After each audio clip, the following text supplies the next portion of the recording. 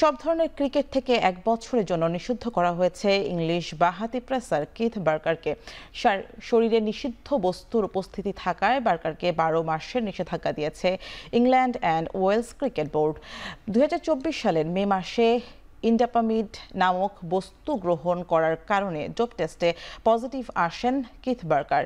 জুলাই মাসে তাকে সাময়িক নিষেধাজ্ঞা দেয় ইসিবি। তবে বোর্ডের অ্যান্টি ডোপিং নিয়মের দুটি ধারায় নিয়ম লঙ্ঘনের অভিযোগ থাকায় গেল ৫ মার্চ একটি শুনানিতে বিষয়টি স্বীকার করেন বার্কার। ফলে ২০২৪ সালের জুলাই থেকে কার্যকর হবে বার্কারের শাস্তি। খেলায় ফিরবেন চলতি বছরের ৪ জুলাই। প্রথম শ্রেণীর ক্রিকেটে এখন পর্যন্ত ১৬৭ ম্যাচ খেলে ৫৩৩ উইকেট করেছেন কিথ বার্কার।